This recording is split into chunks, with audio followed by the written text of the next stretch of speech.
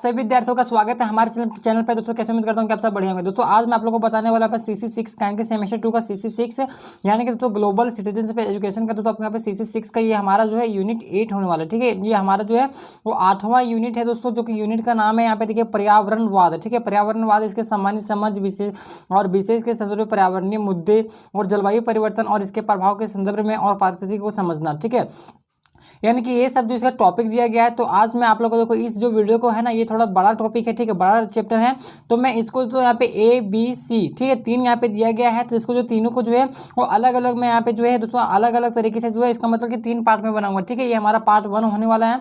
इसके बाद दोस्तों हमारा इसका जो पार्ट 2 और पार्ट 3 भी आएगा। ठीक है, तो आप लोग देखिएगा, जरूर देखिएगा, क्योंकि ये बड़ा चैप्टर है, एक वीडियो में कवर करना थोड़ा मुश्किल हो जाता है। इसलिए तो एक वीडियो में जो तो पार्ट 1 को कवर कर रहा हूँ, और इसके बाद जो पार्ट 2 को कवर करेंगे।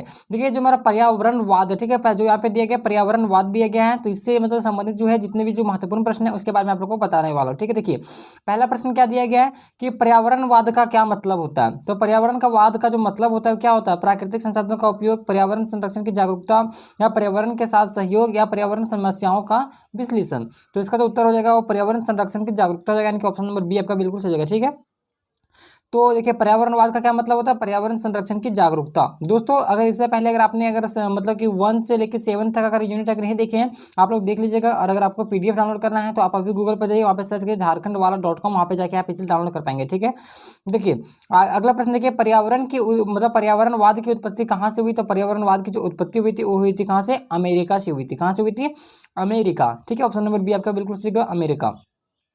अगला प्रश्न देख पा रहे हैं, विश्व पर्यावरण दिवस कब मनाया जाता है। तो आप लोग जानते हैं विश्व पर्यावरण दिवस जो मनाया जाता है वो प्रत्येक साल 5 जून को मनाया जाता है। ठीक है, जो विश्व पर्यावरण दिवस है वो हर साल 5 जून को मनाया जाता है। ठीक है, 5 जून को। देखिए अगला प्रश्न देख पा रहे हैं, अगला प्रश्न क्या बोल रहा है कि पर्यावरण संरक्षण का मुख्य उद्देश्य क्या है। तो पर्यावरण संरक्षण का मुख्य उद्देश्य क्या है, प्राकृतिक संसाधनों की सुरक्षा, प्रदूषण कम करना, जल प्रदूषण करना, या जंगल संरक्षण। तो इनमें से क्या हो जाएगा, इनमें से हो जाएगा प्राकृतिक संसाधनों की सुरक्षा। तो पर्यावरण संरक्षण का मुख्य उद्देश्य क्या है, प्राकृतिक संसाधनों की सुरक्षा है। ठीक है, यानी कि ऑप्शन नंबर आपका ए बिल्कुल सही हो जाएगा। आगे देख पा रहे हैं, देखिए यहाँ अगला क्या बोल रहा है कि पर्यावरणीय, ठीक है, पर्यावरणीयवादी किसे कहते हैं। तो पर्यावरणीय जो वादी है वो किसी को कहा जाता है, और पर्यावरण संरक्षण कार्यकर्ता को कहते हैं। ठीक है, पर्यावरण संरक्षण कार्यकर्ता, यानी कि ऑप्शन नंबर आपका सी जो है बिल्कुल सही हो जाएगा। देखिए आगे देख पा रहे हैं, पर्यावरण संकट की वजह से सबसे अधिक प्रभावित क्षेत्र कौन सा है। तो पर्यावरण जो संकट है इसके वजह से जो सबसे अधिक जो प्रभावित वाला क्षेत्र है दोस्तों वो है जलवायु परिवर्तन। ठीक है, क्या है, वो है जलवायु परिवर्तन। आपका ऑप्शन नंबर आपका ए जो हो जाएगा बिल्कुल सही हो जाएगा। दोस्तों हो सकता है अगर कहीं पे अगर कुछ मिस्टेक हो, गलतियां हो, क्योंकि टाइपिंग करने में भी कहीं कहीं मिस्टेक हो जाता है, तो अगर कहीं अगर कुछ गलती हो तो आप लोग जो है मुझे कमेंट करके बता सकते हैं। ठीक है, मैं उसके लिए मैं माफी मांगता हूँ। तो आगे देखिए यहाँ पे अगला प्रश्न क्या बोल रहा है कि ग्लोबल वार्मिंग, ठीक है, ग्लोबल वार्मिंग का मुख्य कारण क्या है।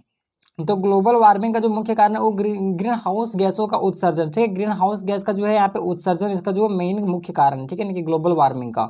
अगला प्रश्न देख पा रहे हैं, अगला देखिए अगला बोल रहा है क्या कि ओजोन परत किस गतिशील पदार्थ के कारण जो है वो तबकरे होती है। ठीक है, तो ये जो आपका हो जाएगा ऑप्शन नंबर आपका यानी कि आपका ऑक्सीजन हो जाएगा। ठीक है, ये आपका हो जाएगा ऑक्सीजन।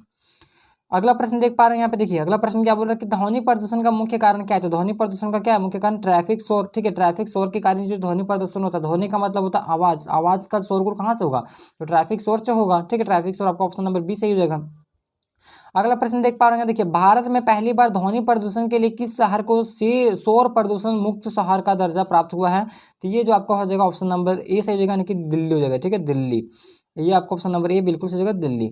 अगला प्रश्न देख पा रहे हैं, देखिए अगला प्रश्न क्या बोल रहा है कि वनों का संरक्षण किसके लिए महत्वपूर्ण। तो वन का जो संरक्षण है वो जीवन रक्षक दवाओं के लिए मतलब कि जो है वो मतलब महत्वपूर्ण है। ठीक है, जीवन रक्षक दवाओं के लिए आपका ऑप्शन नंबर ए जो हो जाएगा बिल्कुल सही हो जाएगा।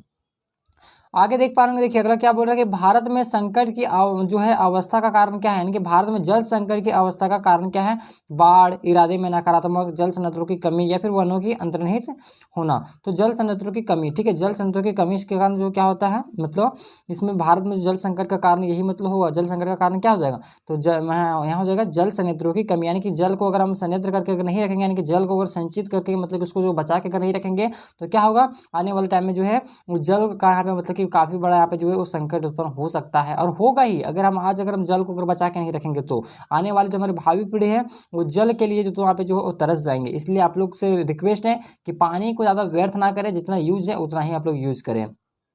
देखिए आगे देख पा रहे हैं जल प्रदूषण का मुख्य कारण क्या है। तो जल प्रदूषण का जो मुख्य कारण है वो इंडस्ट्रियल जो होता है वो टेस्ट वेस्ट होता है, ठीक है, यानी कि इंडस्ट्रियल वेस्ट, यानी कि दोस्तों आप लोग देखेंगे तो जो बड़ा बड़ा कल कारखाना होता है वहाँ से जो मतलब कि गंदगियाँ वगैरह निकलता है, बहुत लोग क्या करते हैं डायरेक्टली नदी मतलब नदी तालाब में जाके वो मिला देते हैं। तो इससे क्या होता है, मान लीजिए ये कोई एक बिल्डिंग है, यहाँ से कोई कंपनी, यहाँ से सारा जो मतलब गंदगी निकल रहा है जाके नदी में मिल रहा है, तो नदी में मिल रहा है, इससे क्या होगा, इससे क्या होगा कि पानी जो है खराब होगा, गंदा होगा। तो इससे मतलब सबसे ज़्यादा मुख्य कारण क्या है इसका, जल मतलब जल प्रदूषण का, यह है इंडस्ट्रियल वेस्ट। अगला प्रश्न देख पा रहे हैं, देखिए अगला क्या बोल रहा है कि भूकंप क्या है।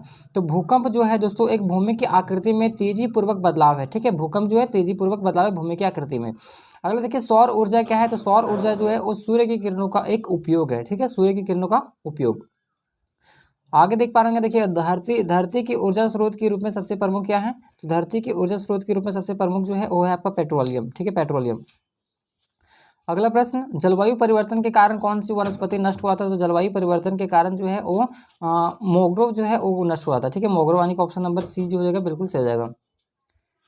अगला प्रश्न, वनों का संरक्षण, वनों का सबसे बड़ा मानवीय द्वार कौन सा है। तो वन का जो सबसे बड़ा मानवीय द्वार है वो है आपका वृक्षारोपण, ठीक है, वृक्षारोपण आपका बिल्कुल सही हो जाएगा डी, वृक्षारोपण। अगला प्रश्न कि पौधों के माध्यम से कौन सा गैस सबसे अधिक मात्रा में पाया जाता है। तो पौधा के माध्यम से जो है ऑक्सीजन सबसे ज़्यादा जो पाया जाता है, ठीक है, ऑक्सीजन, ऑप्शन नंबर बी आपको बिल्कुल सही है, ऑक्सीजन। अगला प्रश्न कि भू पृथ्वी के किस भाग में सबसे अधिक जलवायु परिवर्तन हो रहा है। तो ये जो आपको हो जाएगा ऑप्शन नंबर आपका ए से हो जाएगा, यानी कि उत्तरी गोलार्ध, ठीक है, उत्तरी गोलार्ध आपको सही हो जाएगा। क्वेश्चन नंबर 21, पर्यावरण की सुरक्षा के लिए सरकार द्वारा किस प्रकार के कदम उठाए जाते हैं। तो इसमें हो जाएगा सभी वर्गों के, यानी कि कानूनी, शिक्षात्मक और तकनीकी, यानी कि इन सभी हो जाएगा, ठीक है, सभी वर्ग के लिए, ऑप्शन नंबर डी आपका बिल्कुल सही हो जाएगा।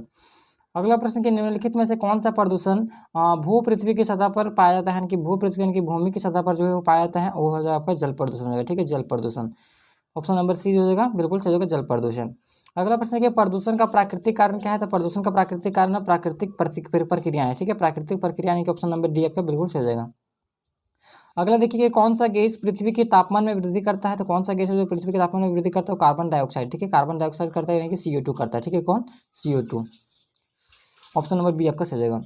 अगला प्रश्न देखिए यहाँ पे, अगला क्या बोल रहा है कि पर्यावरणीय संकट का सबसे बड़ा कारण क्या है। तो इसका हो जाएगा अज्ञानता, यानी कि जो अज्ञान लोग है उसके कारण जो पर्यावरण का संकट जो है वो सबसे ज़्यादा होता है। तो आज की दोस्तों वीडियो में हमने जो यहाँ पे 25 प्रश्न आप लोगों को बताया, ठीक है, हमारा पार्ट 1 है, पार्ट 2 इसके बाद भी आएगा, ठीक है, तो आप लोग देखने के लिए तैयारी है, इसके लिए चैनल को आप लोग जो है उसका सब्सक्राइब जरूर से जरूर कर लीजिएगा।